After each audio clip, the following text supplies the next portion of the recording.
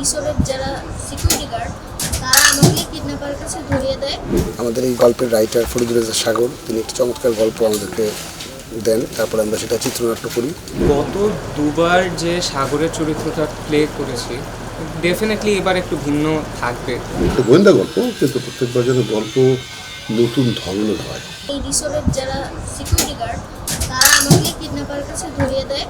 মানে স্কুলে নেওয়ার সময় জঙ্গলের যে ডাকাতি হয় ওখানে আমাকে একদিন ঘুরানোর করে আমাকে ধরিয়ে দেয়।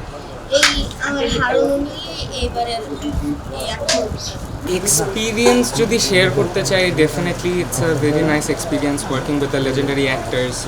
তারপর এখানে খুব নামি একজন ডাইরেক্টরও আমাদের আছেন, অনিমা শাহিদ।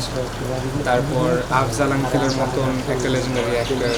তারপর মানে it's a overwhelming experience if I have to say. গত দুবার যে সাগরের চরিত্রটা প্লে করেছি ডেফিনেটলি এবার একটু ভিন্ন থাকবে, কারণ স্টোরি লাইন ডিফারেন্ট। প্রত্যেকবার তো আসলে স্টোরির প্যাটার্নটা সেম হয় না, এবারের প্যাটার্নটা একটু ডিফারেন্ট। সো আমি আশা করছি যে যারাই আমাদের ভিউয়ার্স আছেন, যারাই আমাদের এই নাটকটা দেখবেন, ডেফিনেটলি ভালো লাগবে। উৎসবে ভালোবাসা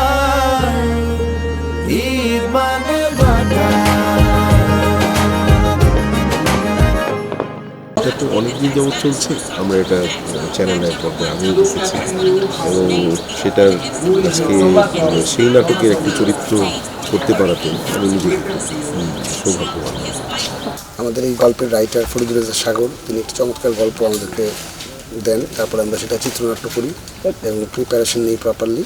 এবং এবার আমার মনে হয় যে এবার কাজটার মধ্যে প্রত্যেকবারই ছোটো কাকু একটু ভিন্নতা নিয়ে আসে, তো এবারের কাজটাও বেশ আনন্দের জঙ্গলের মধ্যে আমরা কাজটা করছি। এখানে আপনাদের মধ্যে আমাদের দেশের কিছু প্রখ্যাত শিল্পী ছাড়াও দুইজন বিদেশি নাগরিক অভিনয় করেছেন, যেটা আমার মনে হয় যে দেখতে দর্শকদের চোখে একটু ভিন্নতা আনবে। প্রত্যেকবার যেন গল্প, একটা গোয়েন্দা গল্প, কিন্তু প্রত্যেকবার যেন গল্প নতুন ধরনের হয়।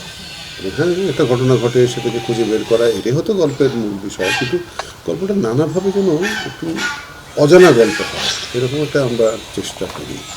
তো তখন থেকে বলবো এখানেও সেরকম একটা বিষয় আছে। যেহেতু আমি ফরিদুল রেজা সাগর, আমরা মূলত বাচ্চাদের জন্য লেখালেখি করতে গিয়ে বন্ধুত্ব আমাদের হয়েছে এবং তারপরে এতদিন আমরা কাটিয়েছি, সম্পর্কটা নিয়ে আমরা গৌরব করি। তার মানে ছোটদের সঙ্গে আমাদের একটা সম্পর্ক আছে।